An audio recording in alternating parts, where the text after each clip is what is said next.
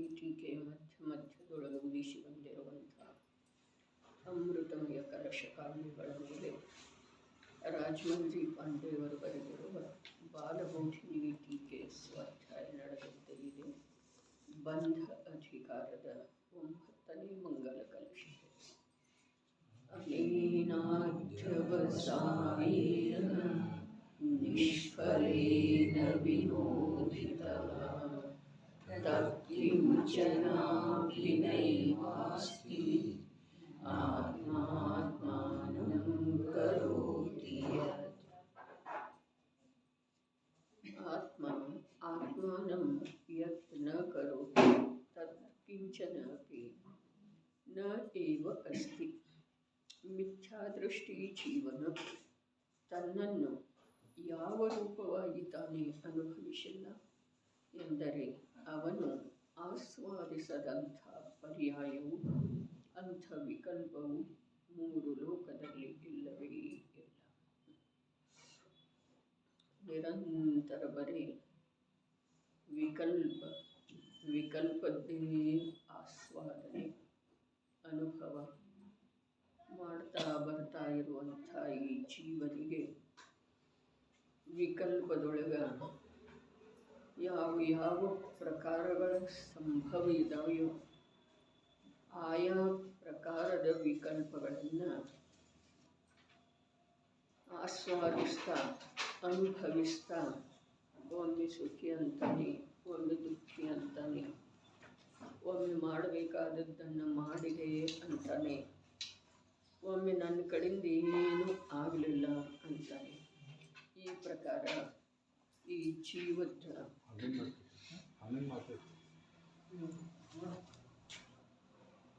ಜೀವದ ಯಾವ ಅತ್ಯಂತ ಪರಾಧೀನತೆ ಇದೆಯೋ, ಯಾವ ಸ್ವಭಾವದಿಂದ ತದ್ವಿರುದ್ಧ ರೂಪದ ಅನುಭೂತಿ ಇದೆಯೋ, ಅದನ್ನು ಇಂದಿಗೆ 1100 ವರ್ಷಗಳ ಪೂರ್ವದೊಳಗ ಸರ್ವಜ್ಞ ಪರಂಪರೆಯ ಅನುಸಾರವಾಗಿನ ಆಚಾರ್ಯ ಅಮೃತಚಂದ್ರದೇವ ಲಿಪಿಬದ್ಧಗೊಳಿಸಿಟ್ಟಿದ್ದಾರೆ.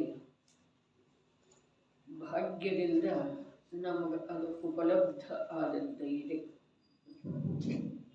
ಒಂದು ನಿರ್ವಿಕಲ್ಪ ಸ್ವಭಾವ, ಒಂದು ಜ್ಞಾತ ಸ್ವಭಾವ,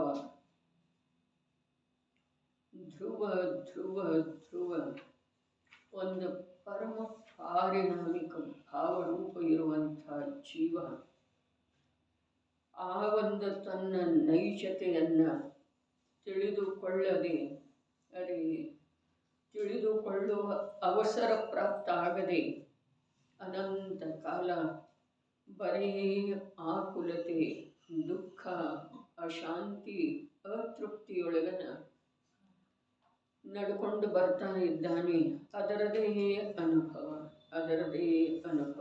ಅದನ್ನೇ ದೌಲತ್ ರಾಮರೇನು ಹೇಳಿದ್ರು, ಮೋಹರೂಪದ ಮಹಾಮದ್ಯವನ್ನು ಅಖಂಡ ಸೇವಿಸ್ತಾ ಇದ್ದಾನೆ. ಸ್ವಯಂ ಆನಂದದ ಸಾಗರ, ಜ್ಞಾನದ ನಿಧಿ ಇದ್ರನೂ ಕೂಡ ಆ ಆನಂದದಿಂದ ವಂಚಿತ, ಆ ಆನಂದವನ್ನು ತಿಳಿಯುವಂಥ ಸಾಮರ್ಥ್ಯದಿಂದ ರಹಿತ ಆಗಿ ಈ ಜೀವ ಅನಂತ ಕಾಲ ಕಳೆದರೆ. ಆದರೆ ಇಂದೊಂದು ಎಂಥದ್ದು ಸುವರ್ಣಮಯ ಅವಸರ ಪ್ರಾಪ್ತ ಆಗಿದೆ ಈ ಜೀವಕ್ಕ ಅಂತಂದ್ರೆ, ಆ ಆನಂದಮಯವಾದಂಥ ನಿಜ ಸ್ವಭಾವವನ್ನು ತಿಳ್ಕೊಳ್ಳುವಂಥ ಜ್ಞಾನದ ಸಾಮರ್ಥ್ಯ ಲಭಿಸಿದ್ದೇ. ಆ ಜ್ಞಾನದ ಮೂಲಕ ವಿಕಲ್ಪದ ಸಾಮ್ರಾಜ್ಯವನ್ನೇ ಕಟ್ಟುವಂಥ ಪುರುಷಾರ್ಥ ಪ್ರಯತ್ನ ಮತ್ತು ನಾವು ಮಾಡ್ತಾ ಇದ್ದೀವಿ. ಆ ಜ್ಞಾನದ ಮೂಲಕ ಆ ಜ್ಞಾನ ಯಾವುದರ ಸಲುವಾಗಿದೆ? ಒಂದೇ ಒಂದು ಏನು? ಆನಂದದ ನಿಧಿ, ಆನಂದದ ಸಾಗರ, 3 ಕಾಲದಲ್ಲೂ ಆನಂದವನ್ನು ಹೊರತುಪಡಿಸಿ, ಶಾಂತಿಯನ್ನು ಹೊರತುಪಡಿಸಿ ನನ್ನ ಅರೂಪಿ ಸ್ವಭಾವದೊಳಗ ಬೇರೆ ಯಾವುದು ಇಲ್ಲ ಅನ್ನೋದನ್ನು ತಿಳ್ಕೊಳ್ಳುವ ಸಲುವಾಗಿನ ತಮಗ ಇಂಥ ಒಂದು ಅಪೂರ್ವ ಅವಸರ ಪ್ರಹ್ಲಾದಂತೆ ಇದೆ. ಏನು ತಿಳ್ಕೊಳ್ಬೇಕಾಗಿಲ್ಲ. ನಾವು ಅರಹಂತರ ಸ್ವರೂಪ, ದೇಹದ ಸ್ವರೂಪ, ಮೋಕ್ಷ ಮಾರ್ಗದ ಸ್ವರೂಪ ಏನು ತಿಳ್ಕೊಳ್ಬೇಕಾಗಿಲ್ಲ. ಯಾಕೆ ಅಂತಂದ್ರೆ ನಾವು ತಿಳ್ಕೊಂಡಿದ್ದೇವೆ ಅಂಥೇಳಿ ಹೇಳ್ತಾ ಇದೆ. ಅಂದರೆ ಆಗಮದ ಆಧಾರದಿಂದ ಯಾವುದೋ ಯಾವುದೋ ಪೂರ್ವ ಪುಣ್ಯದ ಅಂಥದೇ ಉದಯ ಇದ್ದ ಕಾರಣ ಅದೆಲ್ಲ ತಿಳ್ಕೊಂಡಿದ್ದೇವೆ. ದೇವನ ಸ್ವರೂಪ, ನಿಜವಾದ ದೇವ ಯಾರಿದ್ದಾರೆ ಅದನ್ನು ಸಾಮಾನ್ಯವಾಗಿ ತಕ್ಕ ಮಟ್ಟಿಗೆ ತಿಳ್ಕೊಂಡಿದ್ದೇವೆ. ಮೋಕ್ಷ ಮಾರ್ಗದ ಸ್ವರೂಪವನ್ನು ಬಹಳಷ್ಟು ಜನರ ಉಪದೇಶದ ಮೂಲಕಂದ್ರೆ ಅಥವಾ ಆಗಮದ ಅಧ್ಯಯನದ ಮೂಲಕಂದ್ರೆ ತಕ್ಕ ಮಟ್ಟಿಗೆ ಪರ್ಯಾಪ್ತ ರೂಪದಿಂದ ತಿಳ್ಕೊಂಡಿದ್ದೇವೆ. ದೇಹದ ಸ್ವರೂಪ, ಭೋಗದ ಸ್ವರೂಪ, ಸಂಸಾರದ ಅಸಾರತೆಯ ಸ್ವರೂಪವನ್ನಂತೂ ದಿನನಿತ್ಯ ನೋಡ್ತಾನೆ ಇದ್ದೇವೆ. ದೇಹದ ಅವಸ್ಥೆ ಯಾವ ಸಮಯದೊಳಗೆ ಯಾವ ರೀತಿಯಿಂದ ಬದಲಾವಣೆ ಆಗುತ್ತಿದೆಯೋ ಅದನ್ನು ಯಾರೂ ಕಂಡಿಲ್ಲ, ಯಾರೂ ಹೇಳೋದು ಸಾಧ್ಯ ಇಲ್ಲ. ಯಾರೇ ಎಷ್ಟೇ ತಜ್ಞರಿದ್ದರೂ ಕೂಡ ಹೀಗಾಗಬಹುದು ಅಥವಾ ಹೀಗಾಗ್ತಿದೆ ನಾಳೆ ಅಂಥೇಳಿ ಯಾರೂ ಹೇಳೋದು ಸಾಧ್ಯ ಇಲ್ಲ. ಇಂಥ ಅವಸ್ಥೆಯನ್ನು, ಸಂಸಾರದ ಅಸಾರ ಸ್ವರೂಪವನ್ನು, ಭೋಗದ ಕ್ಷಣಭಂಗುರತೆಯನ್ನು ಪ್ರತ್ಯಕ್ಷ ಕಣ್ಣಾರೆ ನೋಡಿದ್ರೂ ಕೂಡ ನಮಗ ಆ ಸಂಸಾರದ ಮೇಲೆ ಎಲ್ಲಿಲ್ಲದ ವಿಶ್ವಾಸವಿದೆ. ಆ ದೇಹದ ಮೇಲೆ ಅಪರಿಮಿತ ಶ್ರದ್ಧೆ. ಯಾರ ದೇಹದೊಳಗ ಏನಾಗಿದೆ, ಯಾರ ದೇಹ ಹೇಗೆ ಬಿಟ್ಟು ಹೋಗಿದೆ, ಇದನ್ನೆಲ್ಲ ನೋಡಿದ್ರೂ ಕೂಡ ನನ್ನ ಸಲುವಾಗಿ ನನಗ ಆ ಪ್ರಕಾರದ ವಿಚಾರ ಬರಲೇ ಇಲ್ಲ. ಇದಕ್ಕೆ ಕಾರಣ ಏನಿರಬಹುದು ಅಂಥೇಳಿ ಕೇಳಿದರೆ ಜ್ಞಾನಿಗಳದ್ದು ಉತ್ತರ ಒಂದೇ ಇದೆ, ಇವನದ ಅನಂತ ಸಂಸಾರ ಶೇಷಿದೆ. ಬೇರೆ ಯಾವ ಉತ್ತರನೂ ಕೊಡುವುದಿಲ್ಲರಿ. ಕರ್ಮದ ಉದಯ ಅನ್ನಲಿಲ್ಲ, ಸರ್ವಜ್ಞ ಭಗವಂತರ ಸಾನ್ನಿಧ್ಯ ಸಿಗಲಿಲ್ಲ ಅನ್ನಲಿಲ್ಲ, ಪಂಚಮ ಕಾಲಿದೆ ಅನ್ನಲಿಲ್ಲ. ಒಂದೇ ಉತ್ತರ, ಏನ ಈ ಜೀವದ ಅನಂತ ಸಂಸಾರ ಶೇಷಿದೆ. ಅರೆ ಇಂಥ ಭಯಾನಕ ಪರಿಸ್ಥಿತಿಯೊಳಗ ಇಷ್ಟು ನಿರ್ಭಯದಿಂದ ಇರುವಂಥದ್ದು ಒಂದು ಏನು ದಶ ಇದೆ, ಅದ ಅನಂತ ಸಂಸಾರದ ಅಥವಾ ನಿಗೋಧದ ಕಾರಣ ಅಲ್ಲದ ಮತ್ಯಾವುದರ ಕಾರಣ ಆಗಬಹುದಾಗಿದೆ ಹೇಳ್ರಿ. ಇಂಥ ಭಯಾನಕವಾದಂಥ ಸಂಸಾರ ಭವದ ಭೀತಿಯು ಯಾರಿಗೆ? ಯೋಗಿಂದು ದೇವ ಹೇಳಿದರು 1500 ವರ್ಷಗಳ ಪೂರ್ವದೊಳಗ ಭವದ ಭೀತಿಯು ಯಾರಿಗೆ? ಭವದ ಭೀತಿಯೆಲ್ಲ ನಮಗೆ ರೋಗದ ಭೀತಿ ಇದೆ ರೀ. ಭವದ ಭೀತಿಯೆಲ್ಲ ನಮಗೆ ಧನಾದಿಗಳ ಬಿಟ್ಟು ಹೋಗಬಹುದನ್ನುವ ಭೀತಿ ಇದೆ, ಮಕ್ಕಳ ವಿರೋಧ ಮಾಡಬಹುದು ಅನ್ನೋ ಭೀತಿ ಇದೆ, ಸತ್ತು ಹೋಗಬಹುದು ಅನ್ನೋದು ಭೀತಿ ಕೂಡ ಇದೆ. ಆದ್ರೆ ಮತ್ತು ಜನ್ಮ ಪರಂಪರೆ ಇದೆ ಅನ್ನುವುದರ ಜ್ಞಾನವೇ ಇಲ್ಲ. ಜನ್ಮ ಇದ್ದ ಮೇಲೆ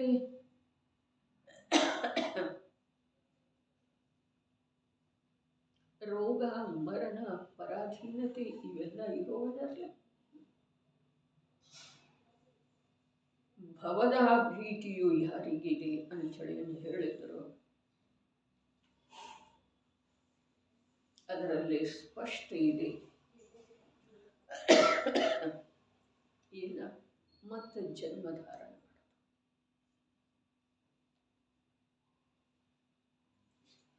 ಒಂದು ಜನ್ಮವೇ ಮಹಾ ದುಃಖ ಇದೆ ನೋಡಿ. ಜನ್ಮದ ಗರ್ಭದೊಳಗ ಅನಂತ ದುಃಖ ಪರಂಪರೆ ಇದೆ. ಜನ್ಮದ ದುಃಖ ಇದೆ ನಮಗಿದೆ, ಮರಣದ ದುಃಖ ಇದೆ, ಮರಣದ ಭಯ ಇದೆ, ದುಃಖ ಅಲ್ಲ ಭಯ ಇದೆ. ಜನ್ಮದ ಭಯ ಇಲ್ಲವೇ ಇಲ್ಲ. ಆದರೆ ಈ ಮರಣ ಅನಂತ ಜನ್ಮಗಳಿಗೆ ಕಾರಣ ಆಗಬಹುದು, ಆಗುತ್ತಿದೆ ಅನ್ನುವುದು ಯಾರಿಗೆ ಜ್ಞಾನ ಇದೆಯೋ ಅವರು ಈ ಜೀವನದೊಳಗ ಅತ್ಯಂತ ಭಯಭೀತ ಆಗಿ ಇದ್ದಾರೆ. ಯಾವುದರ ಸಲುವಾಗಿ? ಪರದ ಕಡೆಗೆ ನೋಡುವ ಸಲುವಾಗಿ, ಪರದೊಳಗೆ ತನ್ನತನವನ್ನು ಮನ್ನಿಸುವ ಸಲುವಾಗಿ.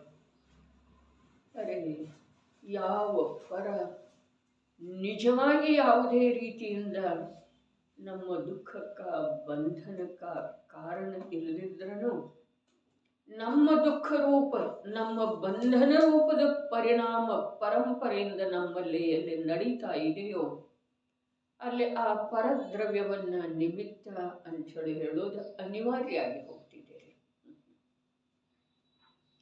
ಕಾರಣ ಇಲ್ಲ, ಅದರ ನಿಮಿತ್ತ ಇದೆ. ಯಾವಾಗ ಇವು ಕಾರ್ಯ ಮಾಡ್ತಾನೆ ಇದ್ದಾನಲ್ಲ ಅಂಥೇಳಿ ನಿಮಿತ್ತ ಇದೆ. ಇದು ಹೀಗೆ ಇರೋದು, ಇದರಲ್ಲಿ ಯಾವ ಬದಲಾವಣೆ ಆಗುವುದಿಲ್ಲ. ಯಾವುದರಲ್ಲಿ? ವಿಶ್ವದಲ್ಲಿ. ಅರೆ, ಪುದ್ಗಲದ ರಚನೆಯಲ್ಲಿ ಏನು ಬದಲಾವಣೆ ಆಗೋದಿದೆ ರೀ? ಪುದ್ಗಲನ ಇರೋದು, ಪುದ್ಗಲ ಸುಖದಿಂದ ಶೂನ್ಯನ ಇರೋದು, ಪುದ್ಗಲ ಜೀವದ ಭಾವಕ್ಕೆ ಸ್ಪಂದಿಸದೆ ಇರುವಂತಹ ಸ್ವಭಾವವನ್ನು ಯಾವಾಗೂ ಬಿಟ್ಟುಕೊಳ್ಳುತ್ತಿಲ್ಲ. ಆಗಮದ ವಚನಗಳನ್ನ ಆಡ್ತೇವೆ, ಆದರೆ ಆ ವಚನದ ಭಾವ ಯಾವುದು? ಭವದ ವಿನಾಶ ಮಾಡುವಂಥದ್ದ ಜ್ಞಾನ ಇದೆಯೋ ಆ ಜ್ಞಾನಕ್ಕ ಆ ವಚನದ ಭಾವ ನಿಮಿತ್ತ ಆಗಿದೆ. ಆಗ್ತಾ ಇಲ್ಲ, ಇದುವರೆಗೆ ಆಗ್ತಾ ಇಲ್ಲ. ಹೀಗೇ ನಾವು ತಾವ ಮರಣದ ಮುಖದೊಳಗೆ ಹೋಗುವುದಿದೆ. ಇನ್ನೊಬ್ಬರ ಕಥೆ ಆಡಿದ್ದ ಕೇಳೋದ ಬಹಳ ಸುಲಭ ಇದೆ. ನಿನ್ನೇನು ಹೇಳಿದ್ದೇ ಇತ್ತು. ಅರೆ, ಎಂಥವರಿಗೆ ಎಂಥ ಬಲಶಾಲಿ, ಎಂಥ ಲೌಕಿಕ ಜ್ಞಾನಿ, ಎಂಥ ಚತುರರ ಮರಣದ ಸಲುವಾಗಿ ಭಯ ಪಡ್ತಾರೆ. ಆದ್ರೆ ಆ ಮರಣದ ಸಲುವಾಗಿ ಭಯ ಪಡುವುದರ ಹಿಂದೆ ಒಂದೇ ಒಂದು ಕಾರಣ ಇದೆ, ಸೈದ್ಧಾಂತಿಕವಾಗಿ. ಏನ? ಮತ್ತು ಜನ್ಮಧಾರಣ ಮಾಡಬೇಕಾಗುತ್ತೆ. ಯಾರ ಜನ್ಮ ಪರಂಪರೆಯನ್ನು ಕತ್ತರಿಸಿ ಹಾಕಿದರೋ, ಜನ್ಮ ಪರಂಪರೆಯ ಯಾವುದು ಮೂಲ ಇದೆ ಆ ಮೂಲವನ್ನ ಬಿಡಿಸಿಕೊಂಡಿದ್ದಾರೋ, ಮೂಲದಿಂದ ಅವರ ಮರಣಕ್ಕೆ ಭಯಪಡುವ ಸಾಧ್ಯತೆ ಇಲ್ಲ. ಏನು ಹೇಳಿತು ನೋಡ್ರಿ, ಜೀವನದ ಕಥೆ ಬೇಕಾದಷ್ಟು ಪ್ರಕಾರ ಇದ್ರೂ ಕೂಡ, ಪ್ರತಿಯೊಬ್ಬರದ ಭಿನ್ನ ಇದ್ರೂ ಕೂಡ ಮರಣ ಇದು ಅಂತಿಮ ಸತ್ಯ. ಪ್ರತಿಯೊಬ್ಬರ ಜೀವನದೊಳಗೆ ಸತ್ಯ ಇದೆ. ಜಾತ್ಯಶ್ಯ ಮರಣಂ ಧ್ರುವಂ. ಇದರಲ್ಲೇ ಮರಣದ ಮುಖ್ಯತೆ ಇದೆ, ಜನ್ಮದ ಮುಖ್ಯತೆ ಇದೆ. ನಾವು ಮರ್ಮವನ್ನೇ ತಿಳಿಯುವುದಿಲ್ಲ. ಜಾತ್ಯಶ್ಯ ಮರಣಂ ಧ್ರುವಂ. ಒಂದು ಜೀವ ನಮ್ಮ ಪರಂಪರೆಯೊಳಗ, ನಮ್ಮ ಪರಿವಾರದೊಳಗ, ನಮ್ಮ ಸಂಬಂಧಿಕರಲ್ಲಿ ಜನಿಸಿ ಬಂದ ನಂತರ ಅಲ್ಲಿ ಓಹೋ ಇದು ಮರಣದವರೆಗೆ ಸಂಘರ್ಷ ಮಾಡಬೇಕಾಗೋದು, ಮತ್ತು ಕೊನೆಗೆ ಮರಣದ ಮುಖದೊಳಗೆ ಹೊರಟು. ಈ ವಿಚಾರ ಎಂದ ನಮಗೆ ಬರ್ತಿದೆ. ಯಾಕೆ ಬರಲಿಲ್ಲ ಅಂತಂದ್ರೆ ಜನ್ಮದ ಭಯಾನಕತೆ ನಮಗೆ ತಿಳಿದು ಬರಲಿಲ್ಲ. ಜನ್ಮಸ್ಥಾನಗಳ ಭಯಾನಕತೆ. ಅರೆ, ಜನ್ಮವೇ ಇಷ್ಟ ಭಯಾನಕ ಇರುವ ವೇಳೆದೊಳಗ ಆ ಜನ್ಮದಿಂದ ಯಾವ ಜನ್ಮ ಆಗ್ತಾವೆಯೋ ದುಃಖ ಪರಂಪರೆಗಳಿಂದ, ಅವು ಎಷ್ಟು ಭಯಾನಕ. ಏನು ಹೇಳಿದ್ರು ಭಜನೆಯೊಳಗ? ಹೇಸಿಕೆ ಜನ್ಮ ಬಂತಲ್ಲ. ಅಂತರಂಗದೊಳು ಧ್ಯಾನದಿಂದ ಕಾಣುವರ ಅಶರೀರಿಯ ಹೇಸಿಕೆ ಜನ್ಮ ಪಡೆಯ. ಅವರು ಯಾತಕ್ಕೆ ಹೇಸಿಕೆ ಜನ್ಮ? ಎಷ್ಟು ಹೇಸಿಕೆ ತರುವಂಥದ್ದಿದೆ. ಅರೆ, ನಮಗೆ ಹೊರಗಿರುವಂಥ ಮಲಿನತೆಯನ್ನು ನೋಡಿ ಹೇಸಿಕೆ ಬರ್ತಿದೆ. ಆದ್ರೆ ಆ ಮಲಿನತೆಯನ್ನು ಅಂಟಿಸಿಕೊಂಡ ಅದರಲ್ಲಿ ಇರಬೇಕಾದಂಥ ಪ್ರಸಂಗ ವಿಶೇಷ ರೂಪದ ಜನ್ಮದ ಕುರಿತಾಗಿ ಏಷಿಕೆ ಬರಲೇ ಇಲ್ಲ. ಅವರು ನೋಡಿದರ ಜ್ಞಾನಿಗಳ ಮರ್ಮವನ್ನು ನೋಡಿದರು, ಸತ್ವವನ್ನು ನೋಡಿದರು, ರಹಸ್ಯವನ್ನು ನೋಡಿದರು. ನಾವು ಮೇಲಿಂದ ನೋಡ್ತಾ ಇದ್ದೇವೆ ಮತ್ತು ನೋಡಿ ಕೂಡ ವಾಸ್ತವಿಕತೆ ತಿಳಿತಾ ಇಲ್ಲ. ಮೇಲಿಂದ ನೋಡಿದ್ರೂ ಕೂಡ ವಾಸ್ತವಿಕತೆ ತಿಳಿದು ಬರುವ ಹಾಗೆ ಇದೆ, ಆದರೆ ತಿಳಿತಾ ಇಲ್ಲ. ಭ್ರಾಂತಿಯಿಂದ ನಾವು ಅದರಲ್ಲೇ ಏನು ಮಾಡ್ತಾ ಇದ್ದೇವೆ, ತಿಳ್ಕೊಳ್ಳುವ ಕಾರ್ಯವನ್ನು ಬಿಟ್ಟು ರಾಗದ್ವೇಷ ರೂಪವಾಗಿ ಪರಿಣಮಿಸ್ತಾ ಇದ್ದೇವೆ.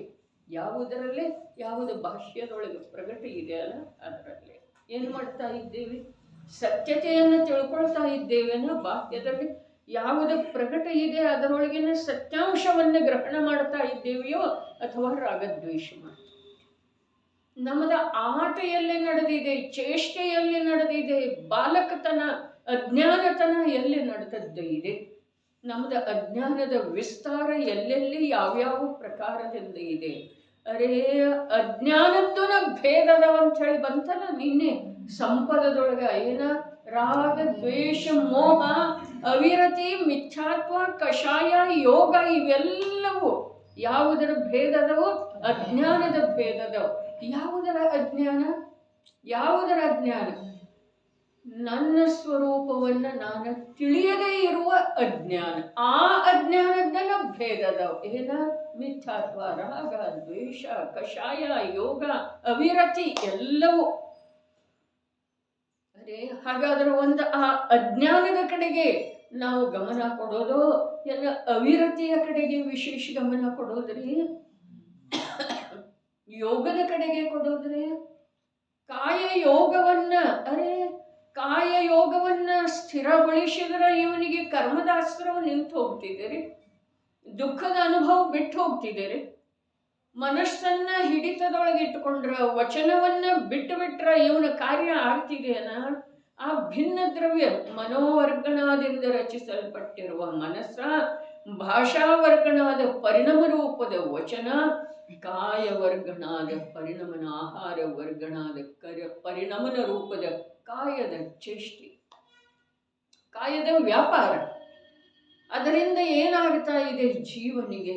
ಏನು ಜೀವನಿಗೆ ಆಗ್ತಾ ಇರೋದು? ಅರೆ ಅವನು ನಿಶ್ಚಲವಾಗಿ ಕುಳಿತಿದ್ರೂ ಕೂಡ ಅವನಿಗೆ ಆಗ್ತಾ ಇರೋದ ತನ್ನ ಸ್ವರೂಪದ ಅಜ್ಞಾನದಿಂದ ಬರೇ ಬಂಧ, ಬರೇ ಅಶಾಂತಿ, ಬರೇ ದುಃಖ, ಬರೇ ಪರಾಧೀನತೆ.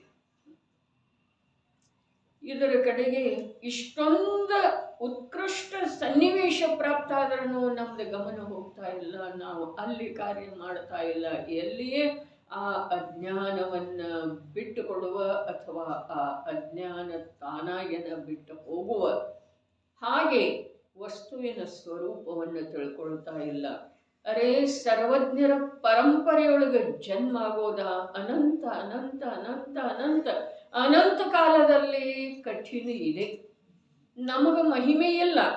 ನಾವು ಹೊರಗಿಂದೇನೇನಾರೆ ಮಹಾನತೆ ತಿಳಿತಾ ಇದ್ದೇವೆ, ನಮಗೆ ಬೇಕಾಗಿದೆ ಹೊರಗಿಂದ.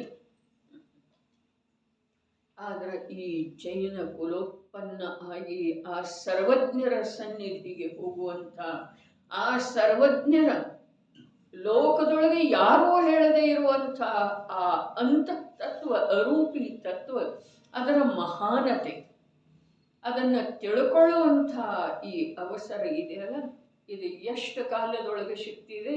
ಅನಂತ ಅನಂತ ಅನಂತ ಅನಂತ. ಎಷ್ಟು ಅನಂತ? ಅನಂತ ಬಾರಿ ಅನಂತ. ಅಷ್ಟು ಕಾಲ ಕಳೆದ ನಂತರ ಎಂದೋ ಒಂದು ಸಲ ಯಾವುದೋ ಜೀವನಿಗೆ ಅಷ್ಟು ಕಾಲ ಕಳೆದ ನಂತರ ಒಂದು ಶಿಕ್ಷೆ ಸಿಗ್ತಿದೆ, ಈಗೂ ಇಲ್ಲ. ಒಂದ ಅನಂತ ಬೇಕಾದ್ರೆ ತಗೊಂಡು ನಡೀರಿ. ಒಂದ ಅನಂತ ಕಾಲ ಕಳೆದ ನಂತರ ಒಂದು ಜೀವನಿಗೆ ಮನುಷ್ಯ ಭವ ಸಿಗ್ತಿದೆ.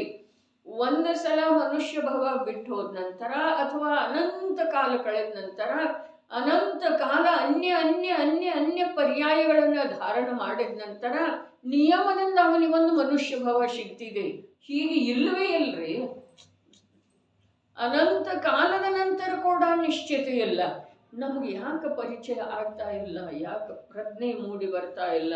ಮತ್ತೆ ನಮಗೆ ಹೊರಗಿಂದನ ರುಚಿ, ಇನ್ನೊಬ್ಬರ ಕಥೆಯೊಳಗನ ರುಚಿ, ಇನ್ನೊಬ್ಬರನ್ನ ಆಡಿಕೊಳ್ಳುವುದರೊಳಗೆ ರುಚಿ, ಇನ್ನೊಬ್ಬರ ಸಲುವಾಗಿ ಅಯ್ಯೋ ಅನ್ನೋದರೊಳಗೆ ರುಚಿ. ಆದರೆ ನಮ್ಮನ್ನ ಆಡಿಕೊಳ್ಳುತ್ತಾ ಇರುವವರು ಯಾರಿದ್ದಾರೆ? ನಮ್ಮನ್ನ ನಾವು ಆಡಿಕೊಳ್ಳೋದಿದೆ ಏನ, ನಮ್ಮ ಹಾಸ್ಯ ನಾವು ಮಾಡೋದಿದೆ. ಅದೇ ರೇ, ಇಂಥ ಸಾರ ಸಂಸಾರದೊಳಗೆ ಇಂಥೆಂಥ ಜೀವರುಗಳೆಲ್ಲ, ಚಕ್ರವರ್ತಿಗಳು ಹೋದ್ರ, ಬಲಭದ್ರರು ಹೋದ್ರ, ಕಾಮದೇವಗಳ ಹೋದ್ರ, ತೀರ್ಥಂಕರರು ಕೂಡ ಬಲೆ ಇರ್ಲಿದ ಪರಮ ಔದಾರಿಕ ದೇಹ, ಅದನ್ನು ಬಿಟ್ಟು ಕೊಟ್ಟು ಹೊರಟು ಹೋದರೆ ಬಲೆ ಮೋಕ್ಷಕ್ಕೆ ಹೋಗಲಿ, ಆದರೆ ಹೋದರೆ ಇದರ ವಿಚಾರ ನಾವು ಮಾಡ್ತಾ ಇಲ್ಲ. ಮತ್ತು ನಮಗ ವಾಚಾಶಕ್ತಿ ವಿಚಾರ ಶಕ್ತಿಯ ಆಧಾರ ಬರೇ ಪರ ಇದೆ. ವಿಚಾರ ಶಕ್ತಿಗೆ ಬರೇ ಪರವೇ ಆಧಾರ, ವಾಚಾಶಕ್ತಿಗೆ ಬರೇ ಪರವೇ ಆಧಾರ. ಆ ಸ್ವವನ್ನ ಆಧರಿಸಿದ ನಂತರ ಅದೇ ಯಾವುದು ವಾಚಾಶಕ್ತಿ ವಿಚಾರ ಶಕ್ತಿ ಅಲ್ಲ, ಜ್ಞಾನ ಸ್ವವನ್ನ ಆಧರಿಸಿದ ನಂತರ ವಾಚಾಶಕ್ತಿ ವಿಚಾರ ಶಕ್ತಿ ತನ್ನಷ್ಟಕ್ಕೆ ತಾನೇ ಏನು ಮಾಡ್ತವೆ? ಸುಮ್ಮನೆ ಆ ಜ್ಞಾನದ ಜೊತೆಗೆ ಇರ್ತವೆ. ಜ್ಞಾನದ ವೈಭವ ಆಗಿರ್ತವೆ ಅಥವಾ ಜ್ಞಾನಕ್ಕೆ ಆಧಾರ ಇರ್ತವೆ. ಜ್ಞಾನಕ್ಕೆ ಆಧಾರ ಆಗಿರ್ತಾವೆ ಯಾವುದು? ವಿಚಾರ ಶಕ್ತಿ ವಾಚಾರ ಶಕ್ತಿ. ದೇಹ ಏನು ಮಾಡ್ತಿದ್ದೀರಿ? ದೇಹ ಏನು ಮಾಡ್ತಿದೆ?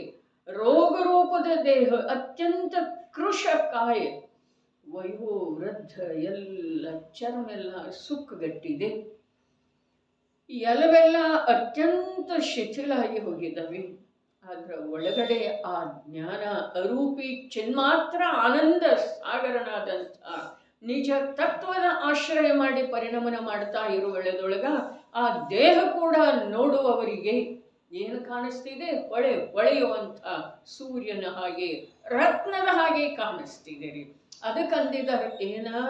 ನಿರ್ವಿಚಿಕಿತ್ಸಾ ಅಂಗ, ನೋಡುವಂಥ ಯೋಗ್ಯ ಪುರುಷನಿಗೆ ಯಾಕೆ ಕಾಣಿಸ್ತಿದೆ? ಅದ ಹೊಳೆಯುವ ರತ್ನದ ಹಾಗೆ, ಬೆಲೆ ಬಾಳುವ ರತ್ನದ ಹಾಗೆ.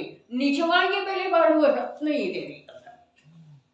ಅದರ ಸಾಮಾನ್ಯ ವಸ್ತು ಅಲ್ಲ. ಮನುಷ್ಯ ದೇಹ ಅಂತಂದ್ರೆ ನಿಜವಾಗಿ ಬೆಲೆ ಬಾಳುವಂಥ ರತ್ನಕ್ಕಿಂತ ಉಚ್ಚಿ ಇದೆ. ಯಾವಾಗ ಅವನು ತನ್ನನ್ನ ತಾನ, ಅದರೊಳಗೆ ಇರುವಂಥ ಜೀವ ಚೈತನ್ಯ ಪ್ರಭು ತನ್ನನ್ನ ತಾನು ತಿಳ್ಕೊಂಡ ತನ್ನಲ್ಲೇ ತಾನ ಸ್ಥಿರತೆಯನ್ನು ಸಾಧಿಸಿದ ಅಂತಂದ್ರ ಅದಕ್ಕೆ ನಿಜವಾಗಿ ಬೆಲೆ ಪ್ರಾಪ್ತ ಆಗ್ತದೆ.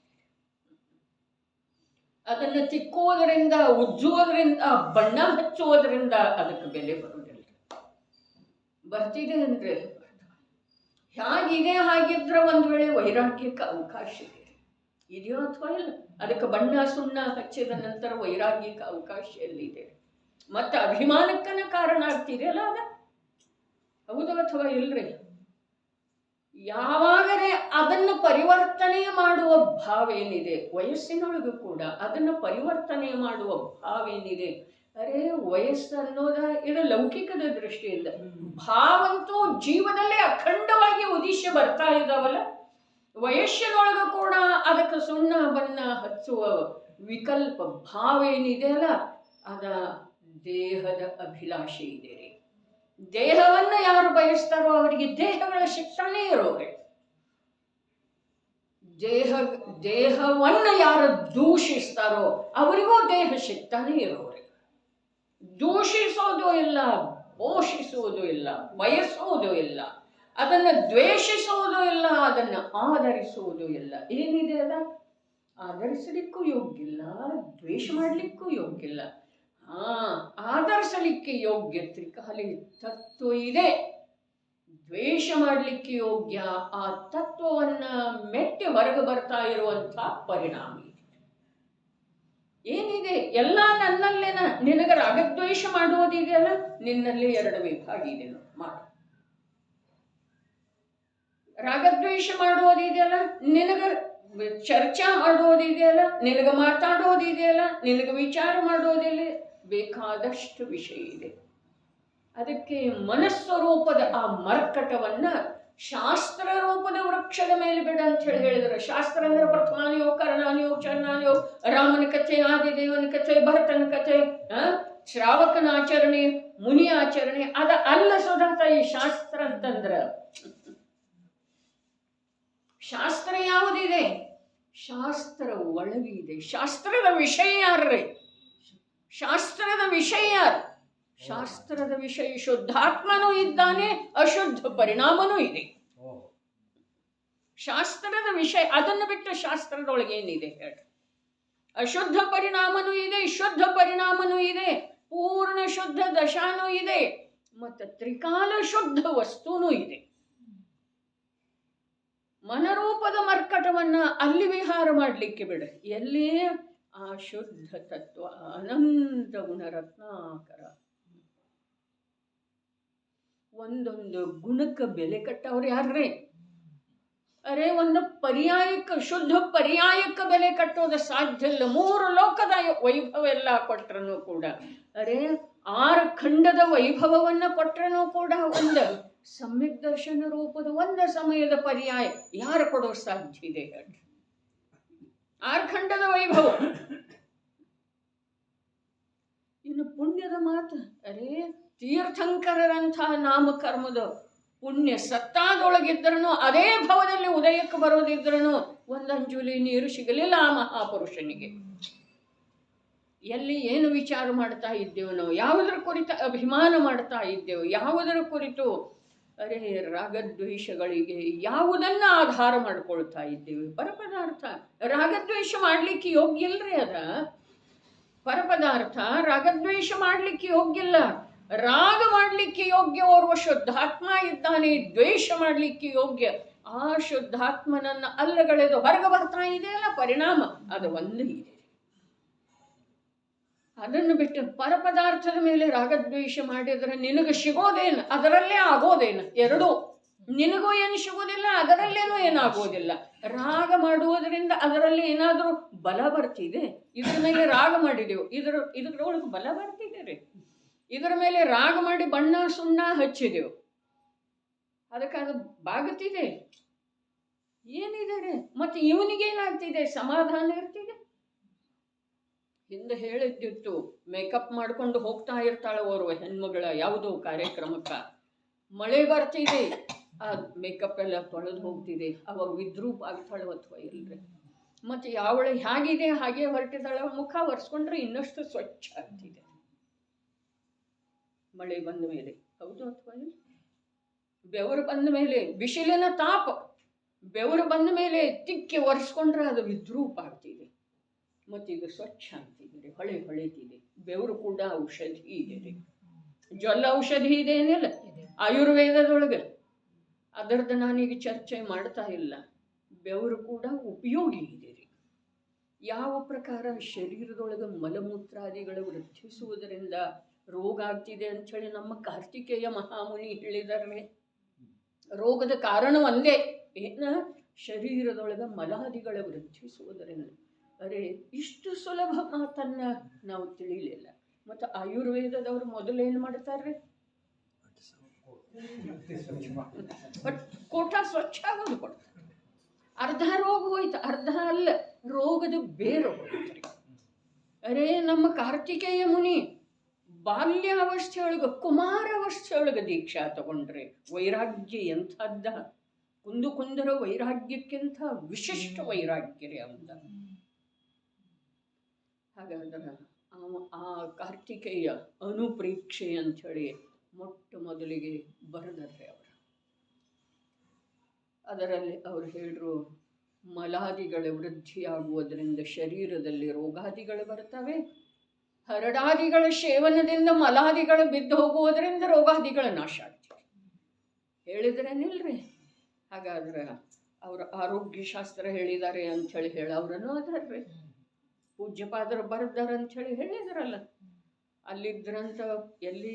ಮಲೆಯೂರು, ಕನಕಗಿರಿ ಅಂತೇವಲ್ಲ ನಾವಿಂದ. ಅಲ್ಲಿದ್ದರೂ ಅಲ್ಲಿ ಹೊಂಡಾದ ಇದ್ದು, ನೈಸರ್ಗಿಕ ಗಿಡಾದ ಇದ್ದು, ಅಲ್ಲಿ ಅವರು ಔಷಧ ಮಾಡ್ತಿದ್ರು. ಅದಕ್ಕೆ ದೀಕ್ಷಾ ತಗೊಂಡಿದ್ರು. ಅವರ ಕಥೆ ಕಟ್ಟತಾರ್ರೆ ಅಜ್ಞಾನಿಗಳ. ಅದರ ಮಹಿಮೆ ಬರಬಾರ್ದು, ಆ ಅಜ್ಞಾನಿಗಳ ಕುರಿತು ದಯೆ ಬರಬೇಕ್ರಿ. ಮುನಿರಾಜರ ಸ್ವರೂಪ ಎಂಥದ್ದ, ಅವರು ಯಾವ ಕಾರ್ಯದೊಳಗ ಅವರನ್ನು ಮಹಾನ್ ಅಂಥೇಳಿ ತಿಳಿತಾ ಇದ್ದಾರೆ. ಇದು ಅಜ್ಞಾನದ ಮಹಿಮೆ ಇದೆ ರೀ, ಅಜ್ಞಾನದ. ಇಷ್ಟು ಎರಡೇ ಮಾತು ಹೇಳಿದರು ಅವರು. ನಿಜವಾಗಿ ಇರೋದು ಅಷ್ಟೇ ರೀ. ಹಾಗಾದ್ರೆ ಇಂದ ಸುಮತ್ ಪ್ರಕಾಶ ಹೇಳಿದ್ರು ಹಿಂದೊಮ್ಮೆ, ಏನ ಬೇಸಿಗೆಯೊಳಗೆ 2 ತಿಂಗಳ ಕೂಲರ ಫ್ಯಾನ ಉಪಯೋಗ ಮಾಡಬೇಡ್ರಿ, ಜೀವನದೊಳಗೆ ರೋಗನ ಬರುತ್ತಿಲ್ಲ. ಇದರ ಅರ್ಥ ಏನ? ಶರೀರದೊಳಗಿನ ಕಲ್ಮಶವನ್ನು ಹೊರಗೆ ಹಾಕ್ತಾ ಇರ್ತಿದೆ ಅದು ಶರೀರ. ಅದನ್ನು ಒಳಗೆ ತಡೆದ ನಂತರ ಅದು ಒಳಗೆ ಏನಾಗ್ತಿದೆ ರೀ? ರೋಗರೂಪ ಆಗೋದು ಅಥವಾ ಇಲ್ರಿ? ಇದ್ದಂಥ ಕಸ ಕೂತಿಟ್ಟ ನಂತರ ಅದೇನಾಗ್ತಿದೆ? ಗೊಬ್ಬರ ಆಗ್ತಿದೆ, ಹುಳು ಆಗ್ತಾವಲ್ಲ ಅದರಲ್ಲೇ. ಹಾಗೆ ಇದೆ ಇದು ಕೂಡ. ಆದರೆ ಇಂದಿನ ಮಕ್ಕಳಿಗೆ ವಿಶ್ವಾಸ ಆಗುವುದಿಲ್ಲ. ಅರೆ ಇವರೊಂದು ಬೇರೆನ ಅಂತ ಹೇಳ್ತಾರೆ. ಆದರೆ ಸತ್ಯವನ್ನು ತಿಳ್ಕೊಳ್ಳುವಂಥ ಅವಸರ ಪ್ರಾಪ್ತ ಆದಾಗ ಸತ್ಯ ತಿಳ್ಕೊಳ್ಳದಿದ್ರ ನಿನಗೆ ಸತ್ಯ ತಿಳಿಸಿಕೊಡ್ಲಿಕ್ಕೆ ಯಾರು ಸಮರ್ಥ. ಯಾರು ಹೇಳಿದ್ರು?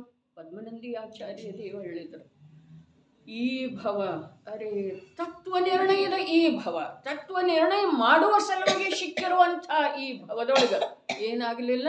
ತತ್ವ ನಿರ್ಣಯ ಆಗಲಿಲ್ಲ ಅಂತಂದ್ರೆ ನಿನಗೆ ತತ್ವವನ್ನು ತಿಳಿಸಿಕೊಡುವುದರಲ್ಲಿ ಅನಂತ ಕಾಲದವರೆಗೆ ಯಾರೂ ಸಮರ್ಥ ಆಗುವುದಿಲ್ಲ ಪ್ರಭು. ಅವರ ಅಸಮರ್ಥತೆಯನ್ನು ಹೇಳಿದರೆ ನಿಮಿತ್ತದಿಂದ ನಿಜವಾಗಿ ಇವನೇ ಅಸಮರ್ಥ ಇರ್ತಾನಲ್ಲ. ಬಿಟ್ಟು ಕಣ್ಣಿನಿಂದ ನೋಡ್ತಾ ಇರ್ತಿದೆ ಮಗು, ಅದಕ್ಕೇನು ತಿಳಿತಿದ್ದೀರಿ? ಈಗ ಜನ್ಮ ತಾಳಿದ ಮಗು ಅಥವಾ 3 ದಿವಸದ 13 ದಿವಸದ ಮಗು ಕಣ್ಣು ಬಿಡ್ತಿದೆ ಏನಿಲ್ರಿ? ಕಣ್ಣು ಬಿಡ್ತಿದೆ, ನೀ ಶುದ್ಧಾತ್ಮ ಇದ್ದಿ ಅಂದ್ರೆ ಅದಕ್ಕೆ ತಿಳಿತಿದೆ. ನೀ ದೇಹದಿಂದ ಭಿನ್ನ ಇದ್ದಿ. ಮತ್ತು ಅವರು ಕುಂದರ ತಾಯಿ, ಕುಂದರು ಒಬ್ಬರೇ. ಹಿಂದನೂ ಹೇಳಿತ್ತು ಶಿವಭೂತಿ ಒಬ್ಬನೇ ಅಂತ ಹೇಳಿ ಹೇಳಿತ್ತಲ್ಲ ಕಳೆದ ಅಷ್ಟಾನ್ನಿಕದೊಳಗ. ಯಾವಾಗ? ಆಷಾಢ ಅಷ್ಟಾನ್ನಿಕದೊಳಗೆ ಶಿವಭೂತಿ ಒಬ್ಬನೇ.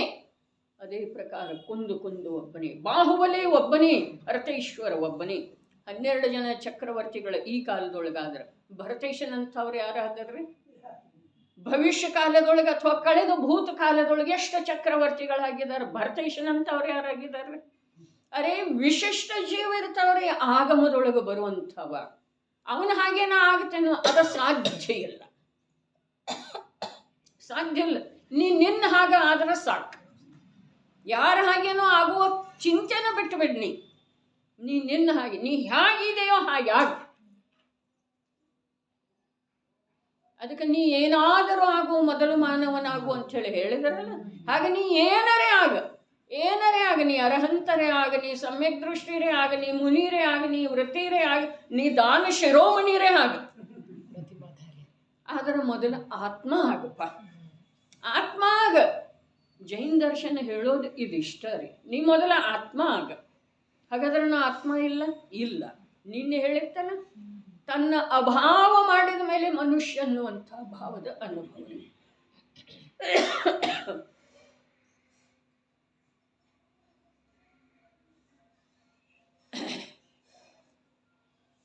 ನೋಡ್ರಿ, ನಿಜವಾಗಿ ಸತ್ಯದ ಸ್ವೀಕಾರ ಮಾಡಿದ ನಂತರ ಅದರಂಥ ಅಂತರ್ಬಾಹ್ಯ ಸುಂದರತೆ ಯಾವುದೂ ಇರುವುದಿಲ್ಲ.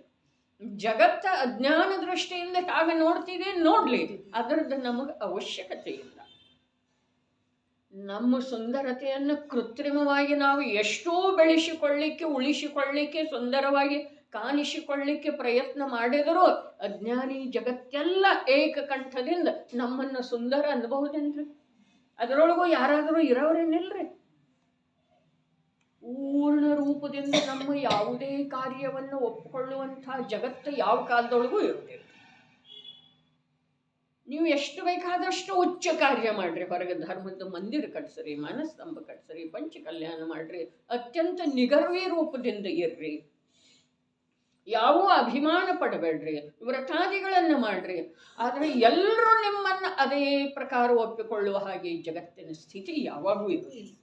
ಅದರ ಸಲುವಾಗಿ ನಮ್ಮ ಜ್ಞಾನಿ ಮಹಾಪುರುಷ ಏನು ಹೇಳಿದ? ಪ್ರಭು ತು ಜಗತ್ಕೋ ಸಂತುಷ್ಟ ಕರ್ನೆ ಕೆ ಲಿಯೆ ಅನಂತ ಭವ ಬಿತಾಯ. ಸಾಮಾನ್ಯ ಮಾತಲ್ರಿ.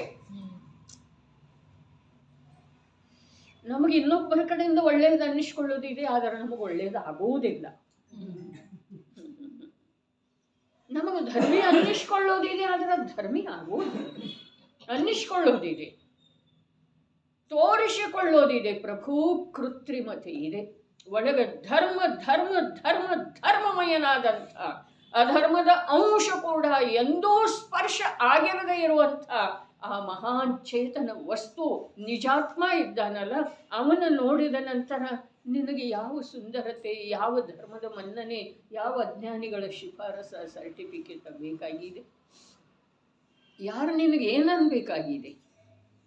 ಮಹಾಮುನಿಗಳನ್ನು ಆಡಿಕೊಳ್ಳದ ಭಾವಲಿಂಗಿ ಮಹಾಮುನಿಗಳನ್ನು, ಮಹಾವೀರ ಸ್ವಾಮಿಗೆನ ತೊಂದರೆ ಕೊಟ್ಟವರು ಇದ್ದರು ಅಥವಾ ಇಲ್ರಿ? ಕುಂದರಿಗೆ ತೊಂದರೆ ಕೊಟ್ಟವ್ರು ಇದ್ದರು ಅಥವಾ ಇಲ್ಲ?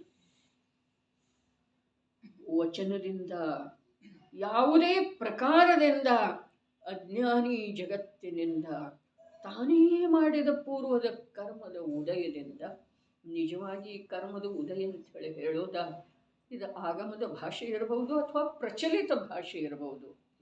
ಕರ್ಮದ ಉದಯ ಅನ್ನೋದಕ್ಕಿಂತ ಸತ್ತಾದೊಳಗೆ ಎಂದೋ ಕೂತದ್ದ ಅಶುಭ ಕರ್ಮ ಇತ್ತಲ್ಲ, ಅದು ಅಲ್ಲಿಂದ ಪಲಾಯನ ಮಾಡ್ತಾ ಇರ್ತಿದೆ. ಆ ವೇಳೆದೊಳಗೆ ಒಂದೆರಡು ಕರ್ಕಶ ಶಬ್ದ, ಒಂದೆರಡು ಏಟೋ ಸಿಗ್ತಾವ್ರಿ ಮನುಷ್ಯನಿಗೆ. ಅದರಲ್ಲಿ ಏನಿದೆ? ಕರ್ಮ ಹೋಗ್ತಾ ಇರೋದು, ಅಶುಭ ಕರ್ಮ ಹೋಗ್ತಾ ಇರೋದು ಎಂದೋ ಕೂತಿರ್ತದ. ದಿನಾ ಕಸ ಗುಡಿಸಿದ್ರೂ ಎಲ್ಲಿಯೋ ಮೂಲೆಯೊಳಗೆ ಜಳಿಗೆ ಆಗಿರ್ತಿದೇನಿಲ್ಲ, ಕುರ್ಚಿ ಕೆಳಗೆ ಮಂಚದ ಕೆಳಗೆ ಆಗಿರ್ತಿದೇನಿಲ್ಲ, ಒರೆಸೋದಿರ್ತಿದೆ, ಜಾಡಿಸೋದಿರ್ತಿದೆ, ಆದ್ರೂ ಕೂಡ ಅಲ್ಲಿ ಕೂತಿದೆ. ಹಾಗೆ ಎಂದೋ ಮಾಡಿದಂಥ ಅಶುಭ ಕರ್ಮ ಆ ದಿವ್ಯ ಭವ್ಯ ಅವಸ್ಥೆಯೊಳಗೆ ಉದಯಕ್ಕೆ ಬರ್ತಿದೆ. ಉದಯಕ್ಕೆ ಬರೋದಿಲ್ಲ, ಹೊರಟು ಹೋಗ್ತಿದೆ. ಉದಯಕ್ಕೆ ಬರ್ತಿದೆ ಅನ್ನೋ ಶಬ್ದದಿಂದ ಭಯ ಪಡುವ ಅವಶ್ಯಕತೆ ಇಲ್ಲ, ಹೊರಟು ಹೋಗ್ತಿದೆ. ಸತ್ತಾದೊಳಗಿಂದ ಹೋಗಬೇಕು ಅಥವಾ ಇಲ್ರಿ? ಹೋಗ್ಲಿಕ್ಕೆ ಬೇಕು ಅಥವಾ ಇಲ್ಲ? ಅಪ್ಪಾಜಿ ಏನು ಹೇಳ್ತಿದ್ರೆ, ಇದು ಏನು ಉಪಕಾರ ಇದೆ, ಈ ಉಪಕಾರ ತೀರಿಸದ ವಿನಃ ನನಗೆ ಕೇವಲ ಜ್ಞಾನ ಆಗುವುದಿಲ್ಲ. ಅದಕ್ಕೆ ಉಪಕಾರ ಬುದ್ಧಿಪೂರ್ವಕ ಯಾರ ಕಡೆಯಿಂದ ಮಾಡಿಸ್ಕೊಂಡು ಅವರ ಜೀವನ ಧನ್ಯ. ಬೆಳ್ಳೂರದೊಳಗೆ ಹೇಳ್ಯಾರೆ ನಿಲ್ಲಿಸೋದಾಯಿ, ಯಾರಾದರೂ ಏನಾದರೂ ಉಪಕಾರ ಮಾಡಿದರೆ ನಮಗೆ ನಮ್ಮ ಮಹಾನತೆ ಅನ್ನಿಸ್ತಿದೆ, ಆದರೆ ನಿಜವಾಗಿ ಅಲ್ಲಿ ನಾವು ಕೆಳಗೆ ಹೋಗ್ತಾ ಇರ್ತೀವಿ. ನಮಗೆ ಮಹಾನತೆ ಅನ್ನಿಸ್ತಿದೆ, ನಮಗೆ ಕೊಡ್ತಾ ಇದ್ದಾರೆ.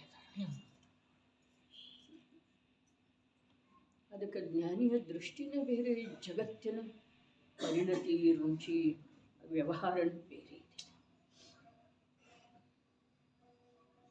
ನಿನ್ನೆ ವಾಚನದೊಳಗೆ ಬಂದದ್ದು ವಿಷಯ ನನಗೆ, ಜಗತ್ತೆಲ್ಲ ಯಾವುದನ್ನು ಪರೋಪಕಾರ ಅಂತಿದೆ, ಬಹಳ ನಿಜವಾಗಿ ಎಂಥ ಸತ್ಯವಚನ, ಎಂಥ ಕಠೋರ ವಚನ ಅನ್ನಿಸ್ತಿದೆ. ಆಹಾ, ಸತ್ಯದೊಳಗೆ ನಿಯಮದಿಂದ ಕಠೋರತೆನೇ ಇರುತ್ತದೆ. ಜಗತ್ತೆಲ್ಲ ಯಾವುದನ್ನ ಮಾನವೀಯ ಧರ್ಮ ಅಂತಿದೆಯೋ ಅದನ್ನು ಜ್ಞಾನಿಗಳ ಅಧರ್ಮ ಅಂತಾರೆ. ಅವ್ರಿಗೆ ಯಾರ್ದ ಭಯ ಇದೆ ರೀ? ಯಾರ್ದು ಭಯ? ನಮಗೆ ಯಾವ್ಯಾವುದ್ರದ್ದು ಭಯ ಇದೆ? ಹಾಗೆಲ್ಲ ಮಾತಾಡಕ್ಕೆ ಬರಂಗಿಲ್ಲ. ಅರೆ, ಬರೇ ಮಾತಾಡೋ ಮಾತಿನ ಬಗ್ಗೆ ಹೇಳ್ತಾ ಇದ್ದೇನೆ, ಸನ್ನಿವೇಶ ಬಂದಿದೆ ಅಂಥೇಳಿ. ಅದರ ದೋಷವನ್ನು ದೋಷ ಅಂಥೇಳಿ ವ್ಯಕ್ತಿಗತವಾಗಿ ಹೇಳುವುದಿಲ್ಲ. ಅವರು ದೋಷವನ್ನು ದೋಷ ಅಂಥೇಳಿ ಹೇಳ್ತಾರೆ. ಯಾರಿಗೆ ಅದು ನನ್ನ ಮಾತು ಹೇಳ್ತಾ ಇದ್ದಾರೆ ಅನ್ನಿಸ್ತಿದೆ ಅಂಥ ಅಜ್ಞಾನಿಗೆ ಒಂದೊಂದು ಸಲ ಏನಾಗ್ತಿದೆ, ನನ್ನ ದೋಷ, ಅದೇ ನನ್ನನ್ನು ನಿಂದಿಸ್ತಾ ಇದ್ದಾರೆ. ಆದರೆ ಅದೇ ಪಾತ್ರ ಪುರುಷನಿಗೆ, ಅರೇ ಇದನ್ನು ನಾನು ನೋಡಲೇ ಇಲ್ಲಲ್ಲ, ನಿಜವಾಗಿ ಇದು ಬಿಟ್ಕೊಡ್ಲಿಕ್ಕೆ ಯೋಗ್ಯತೆ ಅಂಥೇಳಿ ಪಾತ್ರ ಪುರುಷನಿಗೆ ಅನಿಸ್ತಿದೆ. ಜ್ಞಾನಿಗಳು ಉಪದೇಶ ಯಾರನ್ನು ಉದ್ದೇಶಿಸಿ ಮಾಡುತ್ತಾರೆ? ಎಲೈ ಭವ್ಯನೇ ಅಂಥೇಳಿ ಬರ್ತಿದೆ ಕಥನ, ಆದರೆ ಭವ್ಯನಿಗೆ ಕೂಡ ಅದು ಯಾವಾಗಲೂ ಇಷ್ಟ ಆಗ್ತಿದೆ, ಈಗ ಮಾತಿಲ್ರಿ. ಕಾಲಲಬ್ಧಿ ಬರಬೇಕು, ಆ ಪ್ರಕಾರದ ಪರ್ಯಾಯ. ಅದಕ್ಕೆ ನೀನು ಇಲ್ಲೇ ಹೇಳಿದ್ನೇನೆ, ಕೆಳಗೆ ಹೇಳಿ, ಇಲ್ಲೇ ಹೇಳಿದ್ದಾನೆ ಕೆಳಗೆ. ನಾಳೆ 8 ಗಂಟೆಗೆ ನನ್ನಲ್ಲೇ ಒಂದು ಯೋಗ್ಯ ಪರ್ಯಾಯ ಬರುವುದಿದೆ, ಇಲ್ಲೇ ಹೇಳಿ. ಎಂಥ ಯೋಗ್ಯ? ಅರೆ, ಸಂಪೂರ್ಣ ಪರದಿಂದ ವಿಮುಖ ಆಗುವಂಥ ಯೋಗ್ಯ, ಸಂಪೂರ್ಣ ಆ ಸ್ವಭಾವದ ಸನ್ಮುಖ ಆಗುವಂಥ ಒಂದು ಯೋಗ್ಯ ಪರ್ಯಾಯ. ಅದರ ಸಾಲಿನೊಳಗೆ ನಿಂತದ್ದು ಇದೆ ಅದ. ಮತ್ತು ಅದಕ್ಕೆ ಇದು ಸಿಗಲಿಲ್ಲ, ನಾವು ಎಲ್ರಿ ಹೋಗೋದಿದೆ ಸಂತಿ ಮಾಡಲಿಕ್ಕೆ. ಅಲ್ಲಿಂದ ಬಂದು ಅಡುಗೆ ಮಾಡಿ ಅಂತಂದ್ರೆ ವೇಳೆ ಆಗ್ತಿದೆ. ಇವತ್ತೊಂದು ದಿವಸ ನಿಂದ್ರಲ್ಲಿ ಇರ್ತಿದ್ದಲ್ಲ ಟೇಪ, ಆಮೇಲೆ ಕೇಳಿದ್ರೆ ಆಯ್ತು. ಇಂಥ ವಿಚಾರದಿಂದ ನಿಮಿತ್ತವನ್ನು ಅಲ್ಲುಗಳೆಯುವುದರಿಂದ ಇಲ್ಲಿ ಬರ್ತಿದೆ ನೋಡ್ರಿ ಭರತಬಾಯಿ. ನಿಮಿತ್ತ, ಅರೆ ನಿಮಿತ್ತದಿಂದ ಕಾರ್ಯ ಆಗುವುದಿಲ್ಲ. ಈ ಮಾತು ಸಾರ್ವಕಾಲಿಕ ಸತ್ಯ ಇದ್ರೂ ನಿಮಿತ್ತಿಲ್ಲದ ಕಾರ್ಯ ಆಗುವುದಿಲ್ಲ ಅನ್ನೋದು ಇಲ್ಲಿ ಬಂತಾರೆ. ಇಲ್ಲಿ ಬಂತು. ಇಲ್ಲಿ ಕೂತು ಕೇಳೋದ ಮತ್ತು ಮನೆಯಲ್ಲಿ ಕೇಳೋದ ಬರೇ ನೀವು ಇಟ್ಕೊಂಡೇ ಕೇಳ್ರಿ. ಆದ್ರೆ ಮನೆ ನರಕ ಸಮ ಇದೆ, ಮನೆ ನರಕ ಸಮ ಇದೆ ಅಂಥೇಳಿನ ಎಲ್ಲಿ ವಿಷಯ ಕಷಾಯದ ಮಾತು ನಡೀತಾವೆ ಅಲ್ಲಿ ಆರೋಗ್ಯದ ಶಾರೀರಿಕ ಅನಾನುಕೂಲತೆಯಿಂದ ಕೂಡ ನನಗೆ ಮನಸ್ಸಾಗೋದಿಲ್ಲ. ಜಿನವಾಣಿ, ಇದು ಜಿನವಾಣಿಯ ಸಲುವಾಗಿ ನನ್ನ ಸ್ಥಾನ ಇದೆ ಅಲ್ಲ, ಇಲ್ಲಿರುವ ಭಾವ ಅಲ್ಲಿ ಕೆಳಗೆ ಬರುತ್ತೆ. ಅಲ್ಲಿಯೂ ಜಿನವಾಣಿಯ ತರಂಗಗಳಿದಾವೆ. ಜ್ಞಾನಿ ಪುರುಷ ಓಡಾಡಿದ್ದ ಮಾತಿದೆ, ಪರಮಾಣುಗಳ ಮೇಲೆ ಪ್ರಭಾವ ಇದೆ. ಆದ್ರೂ ಕೂಡ ನಮ್ದು ಎಲ್ಲ ವ್ಯವಹಾರ ನಡೀತಿದೆಯಲ್ಲ ಅಲ್ಲಿ. ರಾಗದ್ವೇಷದ ವ್ಯವಹಾರ, ವಿಷಯ ಕಷಾಯದ ವ್ಯವಹಾರ ನಡೀತಾವ ಅಥವಾ ಇಲ್ರಿ? ಪಿಶವಿ ತಂದು ಕೊಡ್ರಿ, ತುಪ್ಪ ತಂದು ಕೊಡ್ರಿ, ಬಿಸ್ಕಿಟ್ ತಂದು ಕೊಡ್ರಿ, ಇವೆಲ್ಲ ನಡೀತಾವ ಅಥವಾ ಇಲ್ರಿ? ನಡೀತಾವ ಅಥವಾ ಇಲ್ಲ?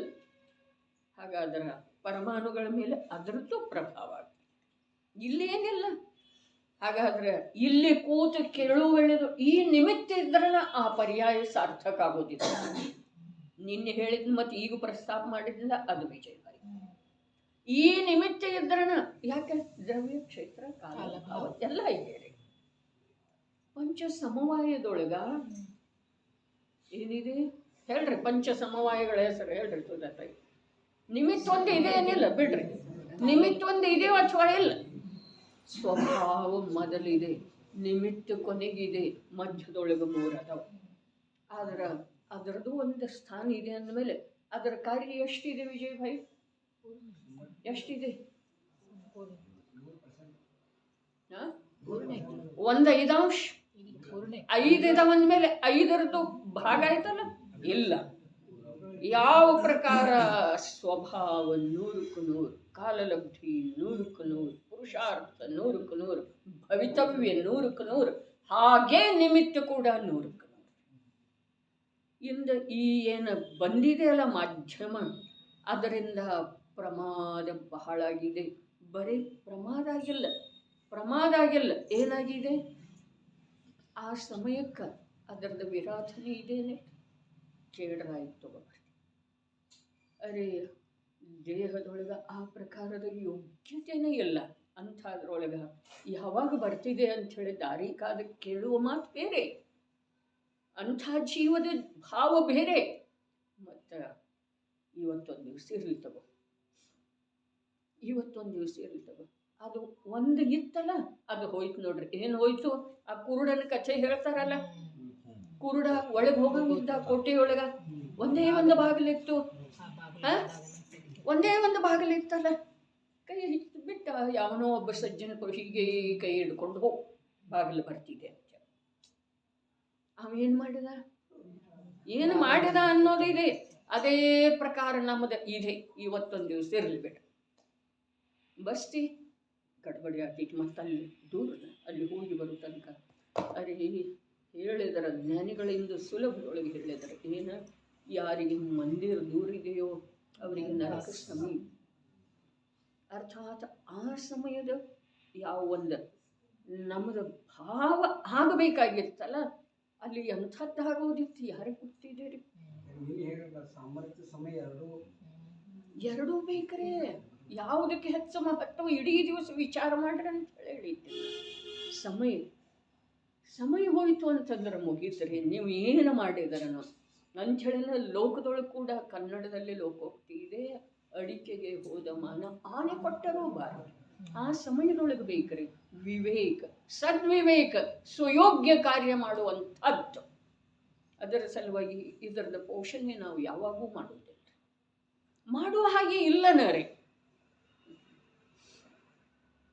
ಅದೇ ಪ್ರಕಾರ ಇನ್ನೊಂದು ಸ್ವಲ್ಪ ಮುಂದೆ ಹೋಗಿ ಹೇಳಬೇಕಾದ್ರೆ ಜಿನವಾಣಿ ಕೂಡ ಇಲ್ಲಿ ಕೇಳುವೆಳೆದೊಳಗೆ. ನಿನ್ನ ಯಾರಂದ್ರು ಕೇಳುವುದರಿಂದ ಏನು ತಿಳಿದು ಬರ್ತಾನೆ? ನೀವು ಅಂದ್ರಲ್ಲ ಅಪ್ಪಾಜಿ ಪ್ರವಚನ ಕೇಳುವುದರಿಂದ. ಅರೆ ಈ ಕೇಳುವುದಿದೆಯಲ್ಲ, ಇದು ದೇಶದ ಲಬ್ಧಿ ಇದೆ ರೀ, ಓದುವುದಲ್ಲ ಪ್ರಭು. ಹಾಗಾದ್ರೆ ನೀವು ಇಷ್ಟ ಗ್ರಂಥ ಬರಿತಾ ಇದ್ದೀರಾ? ದರ್ಶನಾಚಾರ್ಯ ಅದಕ್ಕೆ ಬೋಧ ಮಾಡಿದ್ದಾರೆ.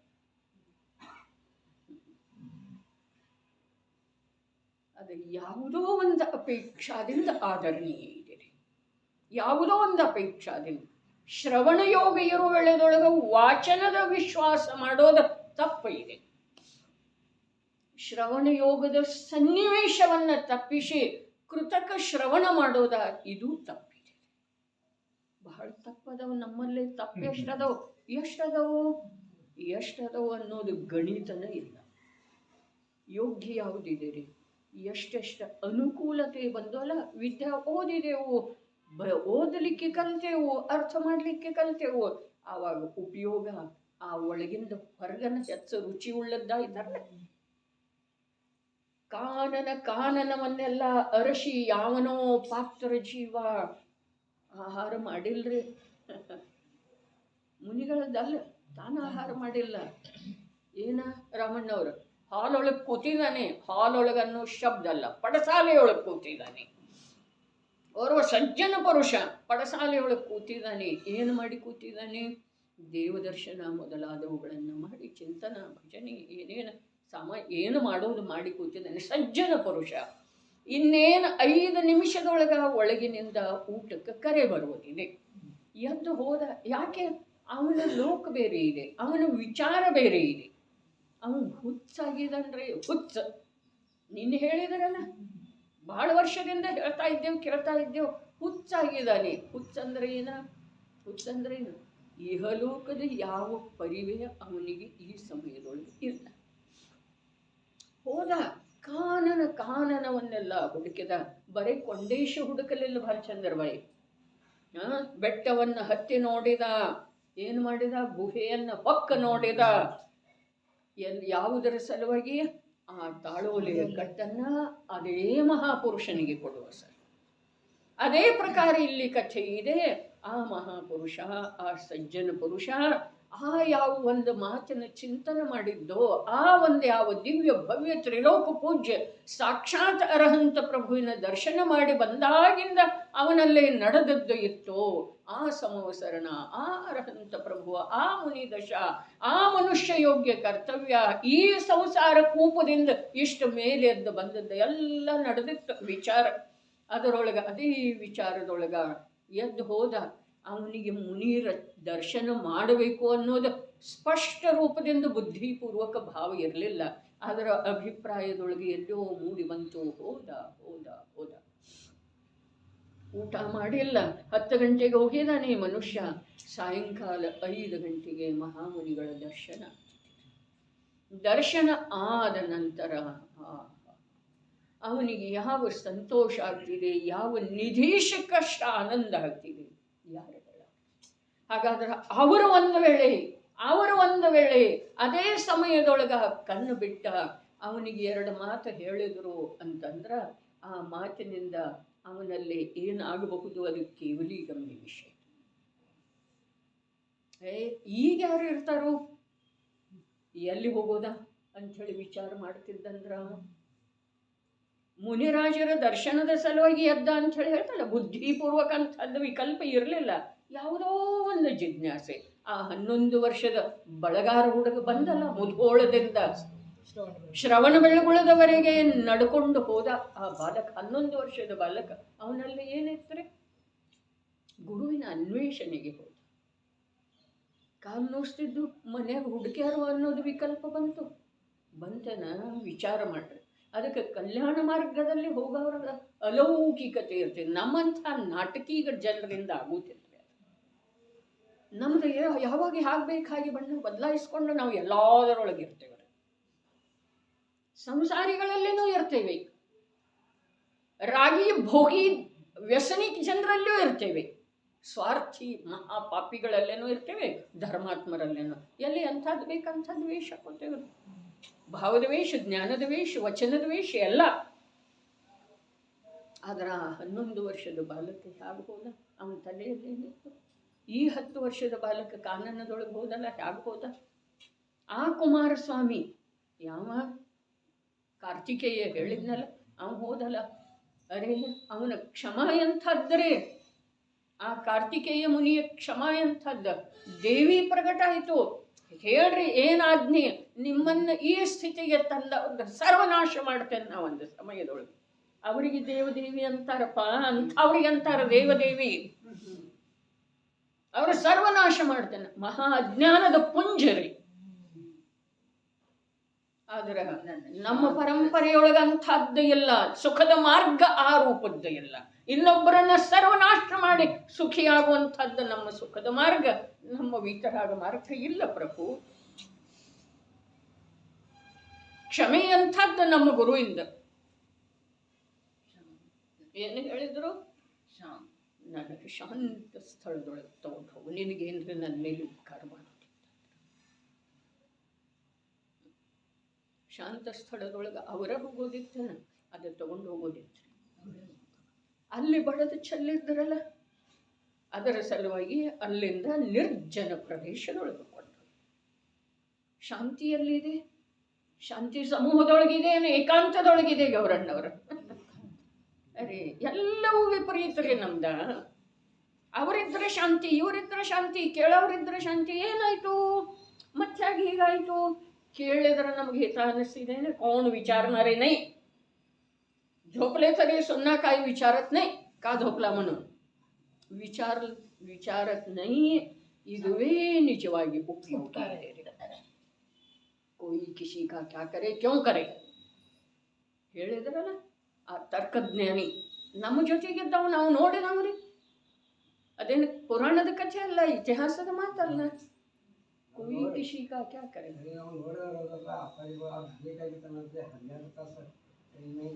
ಹೋದ್ರೆ ಏನಿದೆ. ಅದಕ್ಕೆ ಹೇಳಿದ ಭಾಲಚಂದ್ರ ಭಾಯಿ, ಇದೇ ಸಿದ್ಧ, ಇದೇ ಕಲಶ ಟೀಕಾದ ಪ್ರಸ್ತಾವನೆಯೊಳಗೆ ನಾನೇ ಬರೆದಿರ್ತೇನೆ. ಏನ ಗುಣಿ ಜನರನ್ನು ಗುರುತಿಸೋದು ಕಠಿಣ. ಗುಣಿ ಜನರನ್ನು ಗುರುತಿಸಬೇಕಾದ್ರೆ ಅವ್ರದ್ದು ಗುಣಗಾನ ಮಾಡ್ತೇವೆ ವಿನಃ ನಾವು ಹಾಗೆ ಆಗುವಂಥ ಪ್ರಯತ್ನ ಎಂದೂ ಮಾಡಲಿಲ್ಲ ಇದುವರೆಗೆ. ಗುಣಿ ಜನರದ್ದು ಗುಣಗಾನ ಮಾಡ್ತೇವೆ. ಪ್ರಭು ನೀ 4 ಘಾತಿ ಕರ, ನೀ ಕಮಠೋಪಸರ್ಗಿ. ನೀ ಯಾರಪ್ಪ?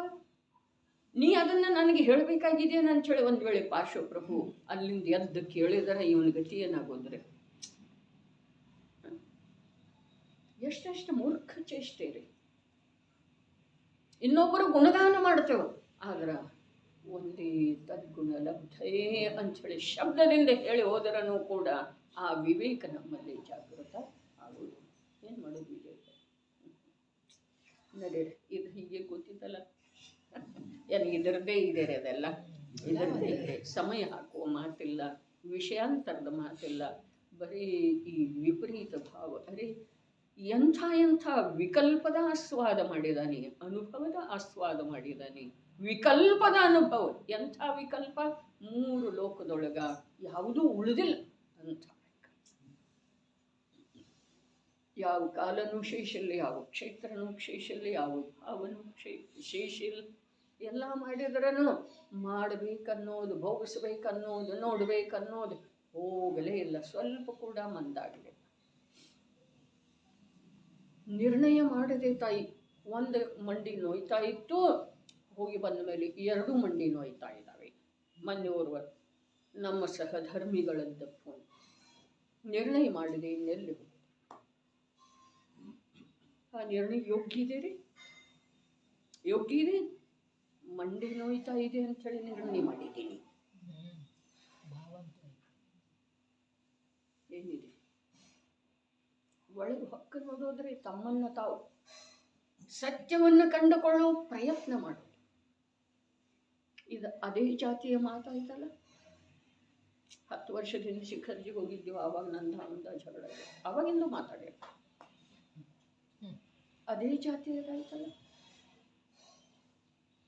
ವಚನ ಹಾಗಿದ್ದ ಭಾವ ಬೇರೆ ಇತ್ತು ಅಂತಂದ್ರೆ ಆ ಭಾವ ಸರಾಹನೀಯ ಇದೆ.